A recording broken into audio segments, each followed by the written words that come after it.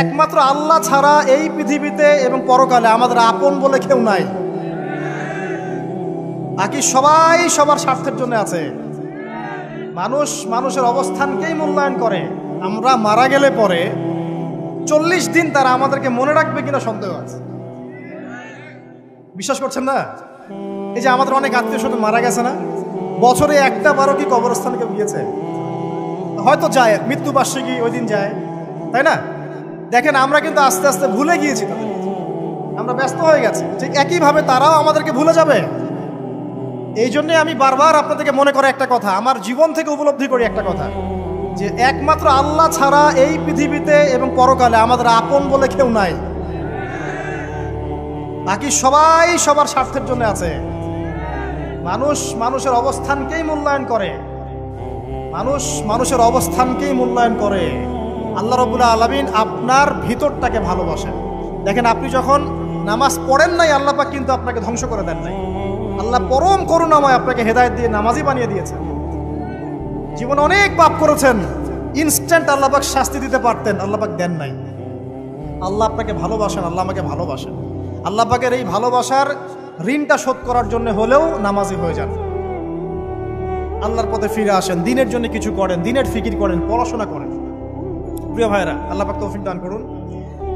দেখুন, এই রিবা থেকে দূরে থাকার জন্য একটা হাদিস যথেষ্ট। যে 4 শ্রেণীর মানুষকে আল্লাহ রাসূল সাল্লাল্লাহু আলাইহি ওয়াসাল্লাম লাআনত করেছেন, অভিশাপ দিয়েছেন। ইনশাআল্লাহ আজকের লেকচার যাদের কানে যাবে, আমরা যদি না খেয়েও মরে যাই, আল্লাহ পাক না খেয়ে মারবেন না ইনশাআল্লাহ। রিজিক আছে, খাবো ইনশাআল্লাহ। কিন্তু হয়তো বা অভাব হবে, টাকা পয়সা একটু কম হতে পারে, অন্যের 10 তলা ফ্ল্যাট হবে, আমার হবে না, ঠিক আছে? অন্যের এত বিঘা বিঘা জমি আমার হয়তো হবে না। কিন্তু ইনশাআল্লাহ তাআলা এই যে দুনিয়ার মুসাফিরের জীবনটা, এটা মুসাফিরের জীবন না? মুসাফিরের জীবনটা কেটেই যাবে ইনশাআল্লাহ। কাটবে না? যে কোনোভাবে কেটে তো যাবেই ইনশাআল্লাহ।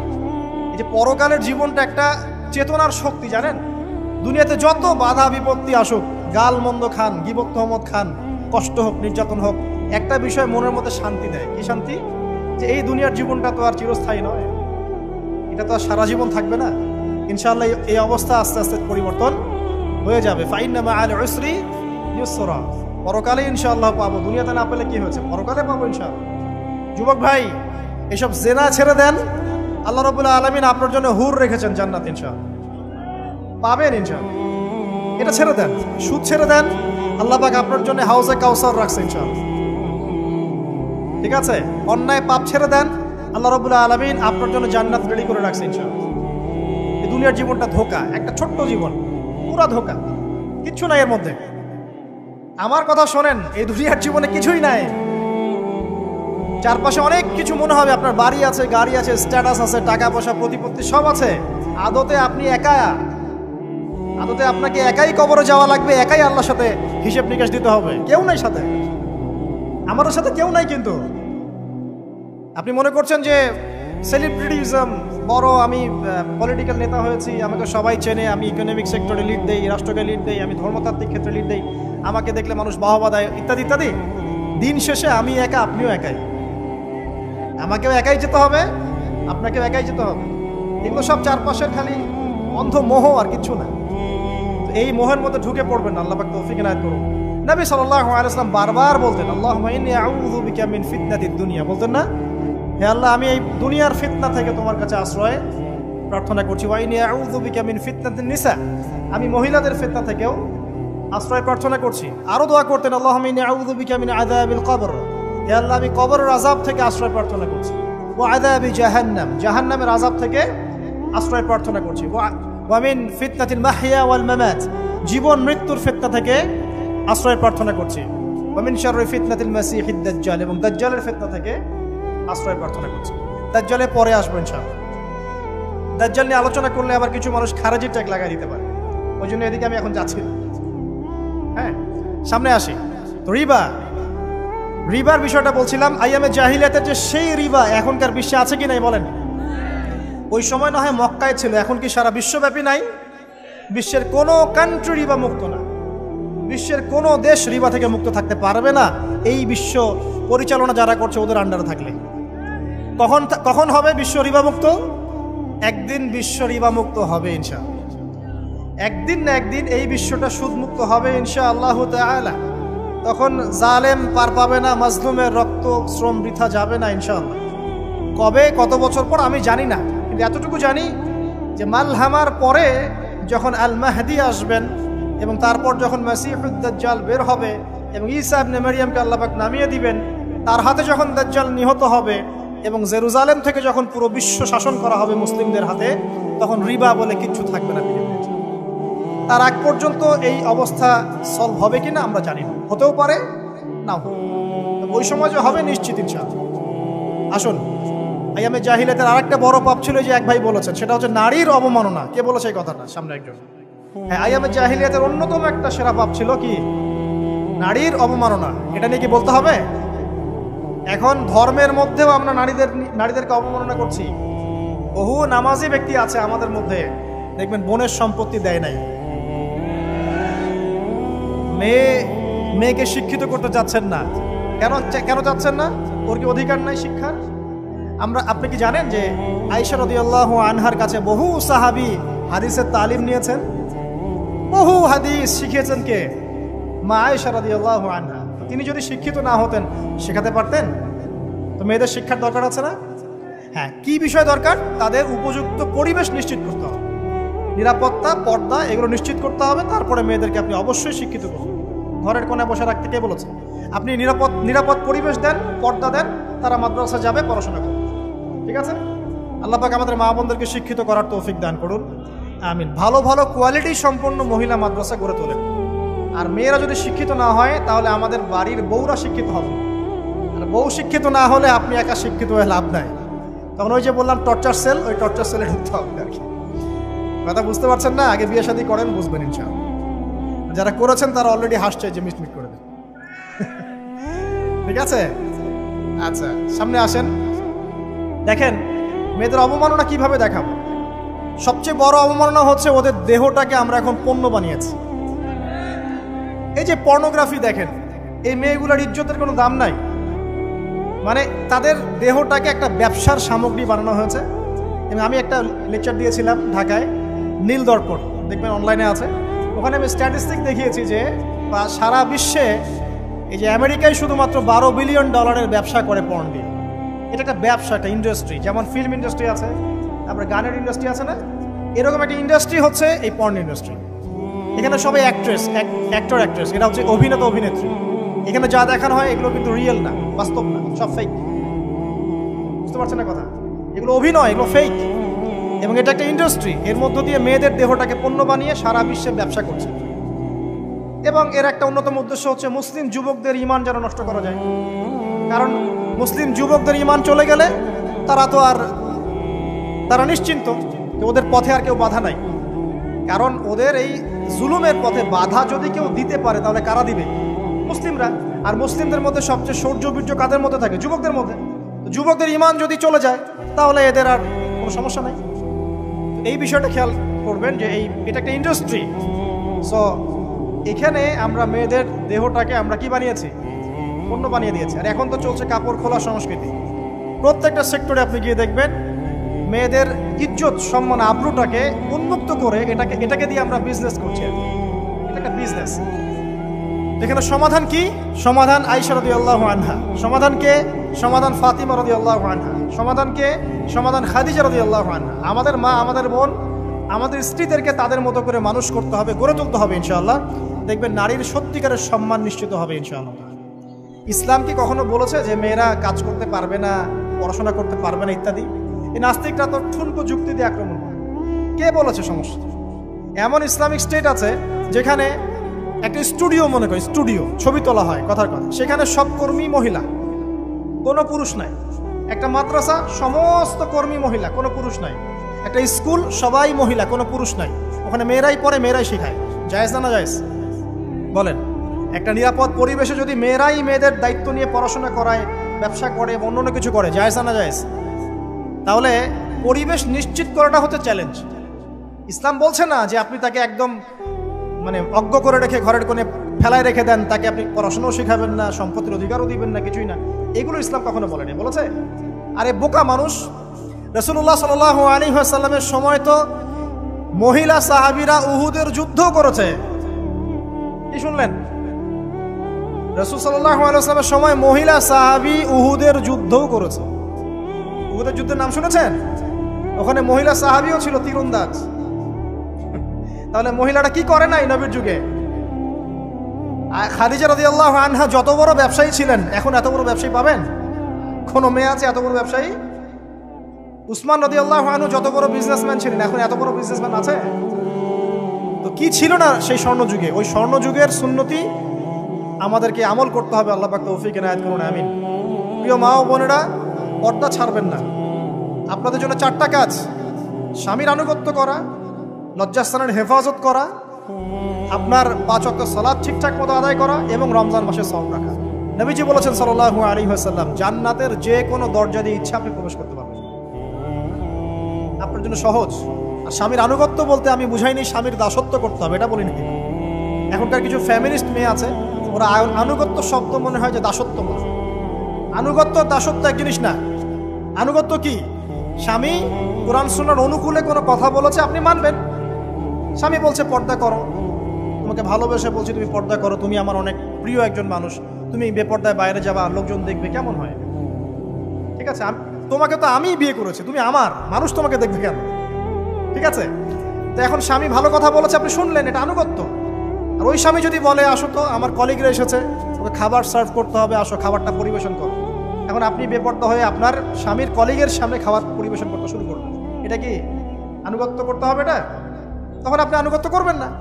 সিম্পল, কোরআন সুন্নাহর অনুগত কাজে আপনি স্বামীর আনুগত্য করবেন, বিপরীতে গেলে আপনি করবেন না। স্বামীর আনুগত্য মানে স্বামীর দাসত্ব নয়। আর এই হাদিসটা আপনি কেন ভুলে যান যে আল্লাহ রাসূল সাল্লাল্লাহু আলাইহি ওয়াসাল্লাম বলেছেন, আল্লাহ ছাড়া যদি কাউকে সেজদা করা যেত, সম্মান বুঝাচ্ছেন, আল্লাহ ছাড়া যদি কাউকে সেজদা করা জায়েজ হতো, আমি মেয়েদেরকে বলতাম যেন স্বামীকে সেজদা করে। কেন? কারণ আপনাকে রেসপন্সিবিলিটি, আপনার খাবার, আপনার ফুড, আপনার শেল্টার, আপনার মানে পুরো দায় দায়িত্ব নিজের হাড় ভাঙা পরিশ্রম দিয়ে, জীবনের ঝুঁকি নিয়ে স্বামী আপনার জন্য করে। সে আপনার সম্মান পাওয়ার যোগ্য তো? সে কি আপনার সম্মান পাওয়ার যোগ্য নয়? আপনি যদি সম্মানের হক আদায় না করতে পারেন তাহলে আপনি অকৃতজ্ঞ। আর অকৃতজ্ঞ মেয়ে কখনো জান্নাতে যাবে? একটা হাদিসে আছে, বেশিরভাগ মেয়ে জাহান্নামের যাওয়ার অন্যতম কারণ হচ্ছে তারা স্বামীর সাথে কুফরি করে। কি করে? মানে সারা জীবন স্বামী ভালোবেসে যায়, ভরণ পোষণ দিয়ে যায়, সব চাহিদা পূরণ করে যায়, একদিন দেখবেন কথা কাটাকাটি হয়েছে, ওই দিন বলে বসবে যে তোমার কাছে আমি কিচ্ছু পাই না। এই যে কুফরি, এই কারণে তারা জাহান্নামে যেতে পারে বেশি। আল্লাহ হেফাজত করুন। আরেকটা কারণ হচ্ছে যে বেপর্দা। আপনাকে 4টা মূলনীতি ফলো করতে হবে। 1, এমন কোনো পোশাক পরবেন না যে পোশাকটা আটো সাটো, যেটা পরলে আপনার গায়ের কাঠামো বোঝা যায়। এটা বোরখা হলেও পরা যাবে না। আমি কি বুঝাতে পারছি? ডিজিটাল বোরখা দেখেন নাই? দেখছেন? মাশাআল্লাহ। আর কারা কারা দেখছেন? এদিকে চোখ বেশি যায় না? আচ্ছা, এমনি দেখা যায়, চোখ দিতে হয় না, এমনি দেখা যায়। ডিজিটাল বোরখা চলবে না, ডিজিটাল বোরখা চলবে না।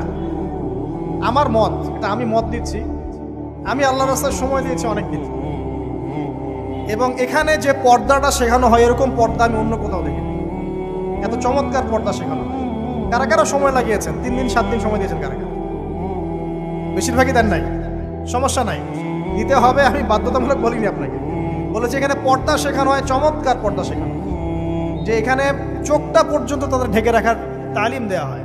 যাই হোক, যেখানেই শেখেন, অ্যাটলিস্ট পর্দাটা শিখলেই হলো। এমন পোশাক হবে না যেই পোশাকটা আটো সাটো, যেটা পরে আপনার গায়ের কাঠামো বোঝা যায়। 2 নম্বরে এমন পোশাক পরা যাবে না যেই পোশাকটা পরলে বাহির থেকে ভিতরের অঙ্গ দেখা যায়। দেখেছেন? দেখেন নাই? দেখছেন হুজুর?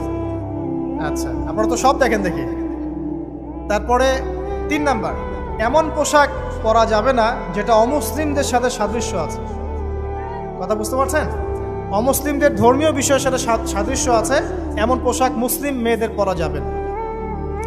এর মানে এই নয় যে অন্য ধর্মকে আপনি আক্রমণ করবেন, এটাও নয়। যে যার ধর্ম তাদের স্বাধীনতা মতো পালন করবে। মুসলিমরা বাধা দিবে? দিবে না। মুসলিমরা দাওয়াত দিতে পারে। কি করতে পারে? দাওয়াত দিতে পারে যে ভাই, যে লা ইলাহা ইল্লাল্লাহর কনসেপ্ট আপনাকে বুঝাচ্ছি, আল্লাহ ছাড়া কোনো মাবুদ নাই, মুহাম্মদ সাল্লাল্লাহু আলাইহি ওয়াসাল্লাম সর্বশেষ রাসূল, এই কোরআন পড়ুন, হাদিস পড়ুন, দেখুন এটাই হচ্ছে মানবতার মুক্তির সনদ।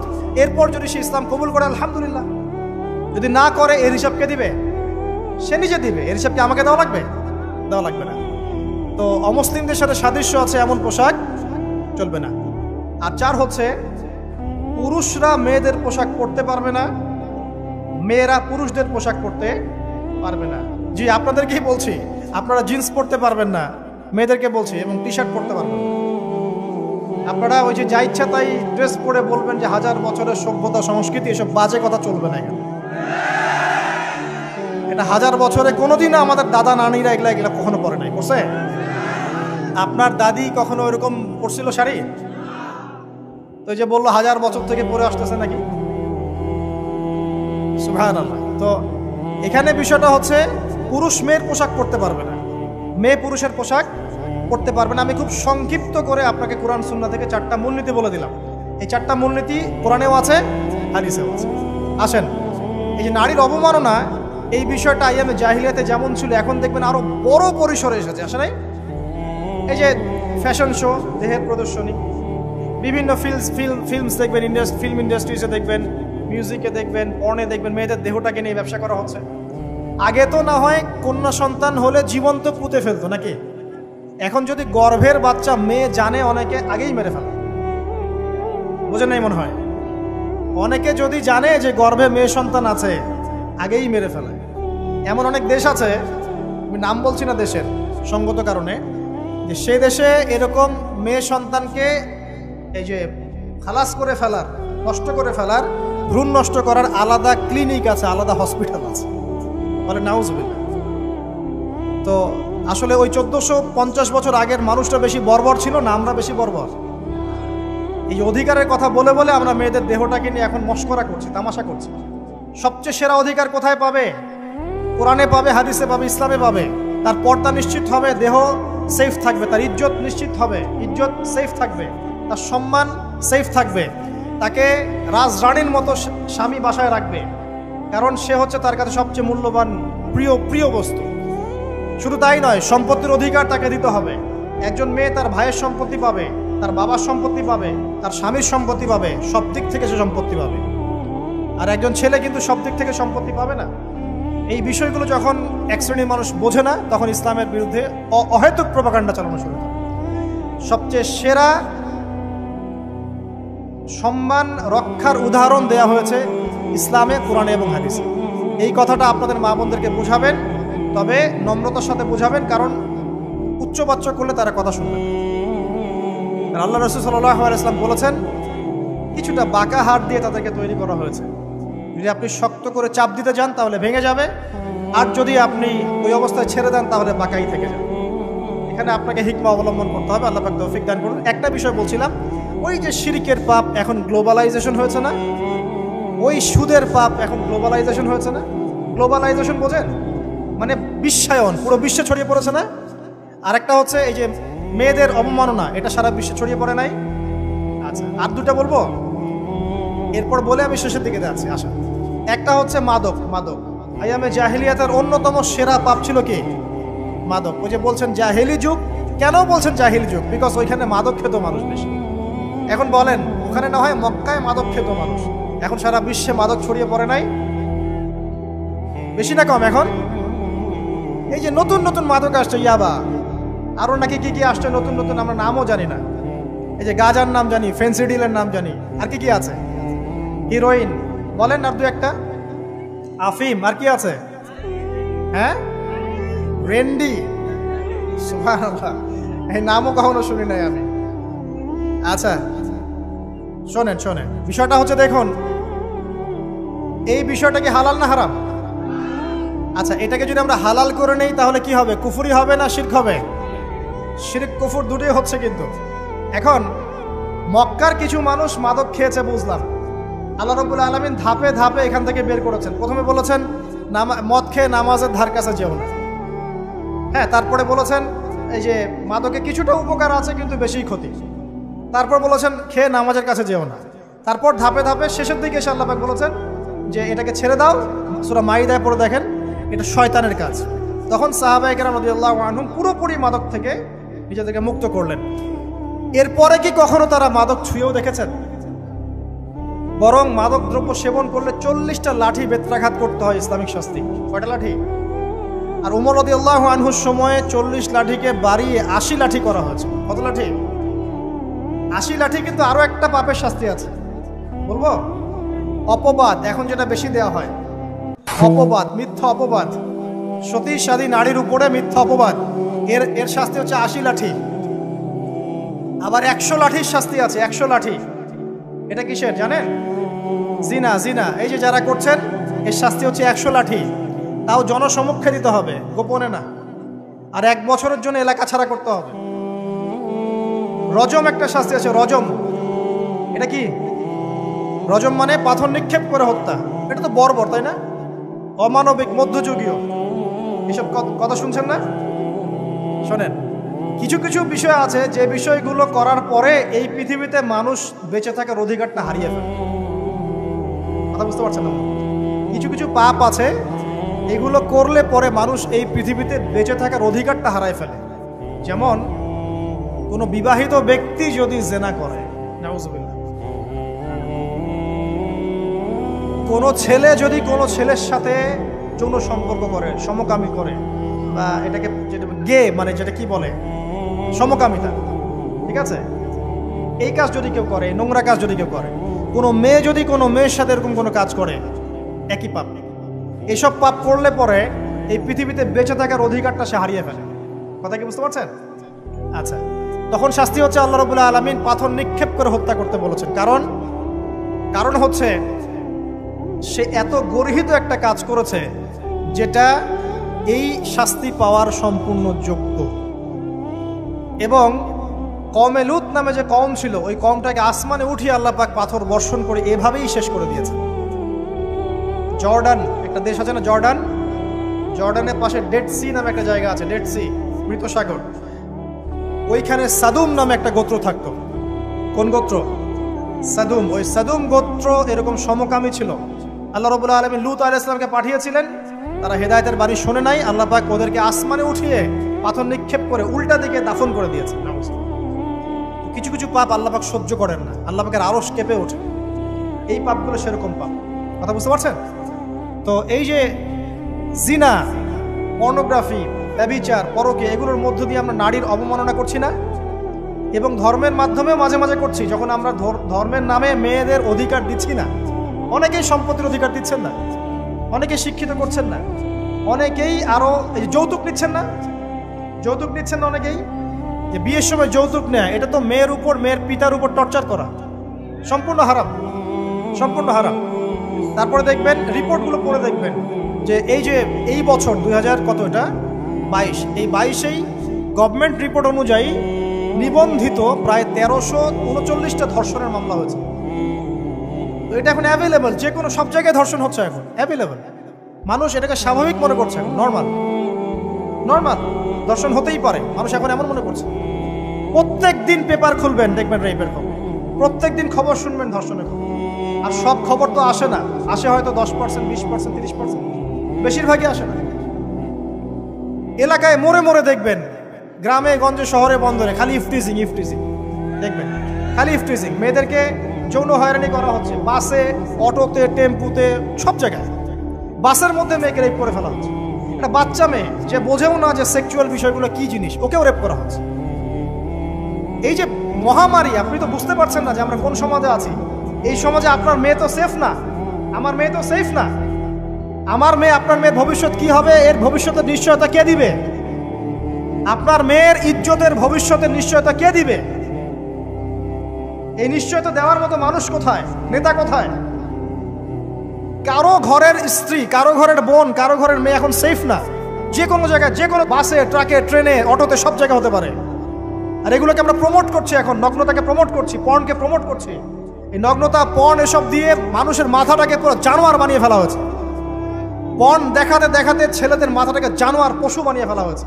এরা এখন বোঝে না যে মেয়ে কি জিনিস, মা কি জিনিস, বোন কি জিনিস, তাও বোঝে না। ভাই বোনের সাথে জেনা করেছে, চাচাতো বোন চাচাতো ভাইয়ের সাথে জেনা করছে, চাচাতো ভাই ফুফাতো বোনের সাথে জেনা করছে।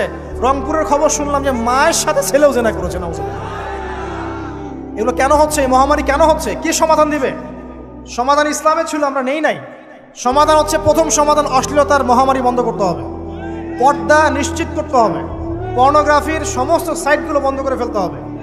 আজকের নিউজ দেখেছি আমি, এটা আমি ধন্যবাদ জানাই বাংলাদেশ গভর্নমেন্টের যে তথ্য প্রযুক্তির যে সেন্টার আছে, প্রায় 26,000 পর্ন সাইট তারা বন্ধ করে দিয়েছে, আলহামদুলিল্লাহ।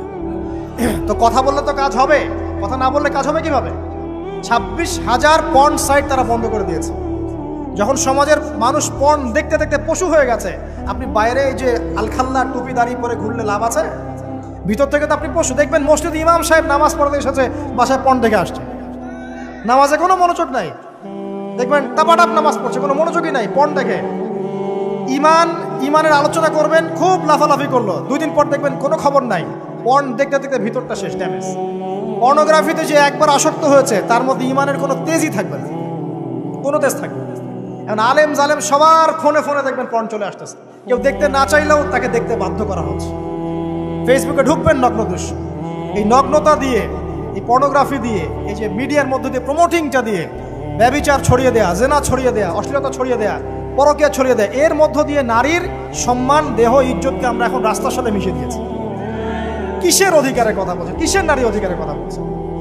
খালি ডিগ্রি সার্টিফিকেট অর্জন করতে পারলেই অধিকার হয়? আমার তো ইজ্জতই ঠিক থাকলো না, আমার অধিকার কোথায় থাকলো? একটা সার্টিফিকেট অর্জন করার জন্য কলেজের মেয়েদেরকে বড় বড় নেতার বেডরুমে ঢুকানো হচ্ছে, দেখেন নাই? তো একটা সার্টিফিকেট অর্জন করতেই হবে আমাকে, নিজের ইজ্জত বিক্রি করে দিয়ে হলেও আমার সার্টিফিকেট অর্জন করতেই হবে। লাথি মারি এসব পড়াশোনার পিছনে, দরকার নেই আমার পড়াশোনা। পড়ছে বাসায়, এলাকায় এলাকায় মহিলা মাদ্রাসা করেন, মাদ্রাসায় মেয়েদেরকে পড়ান। আমি খুব দুঃখের সাথে বলছি, অনেক মাদ্রাসাতেও এরকম ঘটনা কিন্তু ঘটেছে না? এখানে একটা কথা আমরা পরিষ্কার করতে চাই, সেটা হলো যে পাপী, রেপি, ধর্ষণী, সে আলেম করুক আর জালেম করুক, ইমাম করুক আর জালেম করুক, ফাসেক করুক, সবাইকে সমান শাস্তি নিশ্চিত করতে হবে। আর শাস্তি হবে দৃষ্টান্তমূলক, যেন আরো 10 জন দেখে শিক্ষা নেয়। ওই যে ইসলামে আছে না হাত কেটে ফেলা, কি কারণে বলেন তো? কারণ সবাই যখন দেখবে এই যে খুঁটির সাথে বেঁধে একটা চোরের হাত কেটে ফেলা হয়েছে, এলাকার সব মানুষ দেখেছে, চুরি বাড়বে না কমবে? নিশ্চিত চুরি কমে যাবে ইনশাআল্লাহ। তো এই যে নারীর অবমাননার ওই যুগের চেয়ে এই যুগে বেশি না কম? আপনি ভালো করে আল্লাহর নূর দিয়ে দেখেন। আমি প্রথমে বলেছি, শুধু বাইরের চোখ দিয়ে দেখলে সব বুঝতে পারবেন না। আল্লাহ পাকে নূর দিয়ে দেখেন, কোরআন সুন্নাহর গভীর জ্ঞান দিয়ে দেখেন, দেখবেন ওই জাহিলিয়াতের চেয়ে 1000 গুণ বেশি জাহিলিয়াত এখনকার বিশ্বে চলছে। আল্লাহ পাক আমাদের মা বোনদের ইজ্জত হেফাজত করুন, তাদের সম্মান হেফাজত করুন। আমরা দোয়া করি আল্লাহ পাক তাদেরকে উচ্চশিক্ষায় শিক্ষিত করুন, নিরাপত্তা নিশ্চিত করুন। কেউ যদি ওদের দিকে খারাপ চোখ তুলে তাকায়, আল্লাহ পাক সেই চোখকে যেন ধ্বংস করে দেন। আল্লাহ পাক তাদের ইজ্জতের প্রতি যদি কেউ খারাপভাবে হাত বাড়ায়, তাদের শাস্তি যেন নিশ্চিত করার তৌফিক আল্লাহ পাক আমাদেরকে দান করেন। আল্লাহ পাক আমাদের মা বোনদেরকে মহামূল্যবান মনে করে আমাদেরকে হেফাজত করার তৌফিক দান করুন, আমিন। আর তাদেরকে যারা নগ্ন করতে চায়, আল্লাহ পাক এদেরকে ধ্বংস করে ছেড়ে দিন, আমিন। আল্লাহ পাক বলেছেন, যারা চায় মুমিন মুসলিমদের সমাজে অশ্লীলতা ছড়িয়ে পড়ুক, দুনিয়া এবং আখিরাত উভয় জাহানে আল্লাহ পাক এদেরকে ধ্বংস করুন। আরেকটা বলে শেষ করি, সেটা হলো, কয়টা বলেছি ভাই জাহিলিয়াত? ইমাম মুহাম্মদ বিন আব্দুল ওয়াহাব রাহিমাহুল্লাহ, তার একটা বইয়ের মধ্যে 1000টা জাহিলিয়াত আছে। আমি 5টা বাছাই করেছি। কয়টা? 5টা। কয়টা বলেছি? 4টা। এক হচ্ছে কি বলেছিলাম? শিরক, আছে না নাই? রিবা এখন আছে না নাই? 3 নাম্বার কি ছিল? মাদক। আর 4 নাম্বার নারীর অবমাননা। মাদক তো বুঝলেন, এটা তো আমার চেয়ে আপনারা ভালো বুঝেন, মাদক সব জায়গায় আছে। একটা কথা বলি, দেখুন মাদক নিয়ে একটা কথা বলি, শুনুন। আপনাদের কি কখনো গায়ে কখনো ফোড়া হয়েছে? কার কার গায়ে ফোড়া হয়েছে বলি? আব্দুল, আচ্ছা, কেমন ব্যথা? ফোড়া ফেটে গেলে কি বের হয়? রক্ত আর পুঁজ বের হয়, তাই তো? তো নবী সাল্লাল্লাহু আলাইহি ওয়াসাল্লামকে সাহাবীরা পরে জিজ্ঞাসা করলেন, ইয়া রাসূলুল্লাহ, কোন পাপের কারণে তাদেরকে এই শাস্তি দেওয়া হচ্ছে? নবী করিম সাল্লাল্লাহু আলাইহি ওয়াসাল্লাম বললেন, তাদেরকে এই শাস্তি দেওয়া হচ্ছে একটা পাপের কারণে, সেটা হলো মাদক দ্রব্য সেবন করা। আর ওই পানীয়টার নামও নবীজি বলে গেলেন, তার নাম হচ্ছে তিনাতুল খাবাল। কি নাম? তিনাতুল খাবাল। এই তিনাতুল খাবাল মানে জাহান্নামীদের রক্ত এবং পুঁজ। এটা খেতে দেয়া হচ্ছে মাদকদ্রব্য সেবনকারীদের জন্য। আল্লাহ রাসূল সাল্লাল্লাহু আলাইহি ওয়াসাল্লাম বলেছেন, কোনো ব্যক্তি যদি মাদক সেবন করে তার 40 দিনের নামাজ কবুল হবে না। সে যদি আবার তওবা করে ফিরে আসে, আল্লাহ পাক মাফ করে দিবেন ইনশাআল্লাহ। যদি আবারও মাদক খায়, আবার 40 দিনের নামাজ কবুল হবে না। তারপর যদি আবার তওবা করে, আবার আল্লাহ মাফ করে দিবেন ইনশাআল্লাহ। তারপর যদি আবার মাদক খায়, আবার 40 দিনের নামাজ কবুল হবে না। তারপর যদি আবার তওবা করে, আবার আল্লাহ মাফ করে দেবেন। তারপরে যদি আবার মাদক খায়, তখন আল্লাহ রাব্বুল আলামিন তাকে তিনাতুল খাবাল পান করান। প্রিয় ভাইরা, আপনারা মুসলিম না? আমরা মুসলিম না? মুসলিম যুবকদের সবচেয়ে সেরা অস্ত্র হচ্ছে ঈমান এবং নৈতিকতা।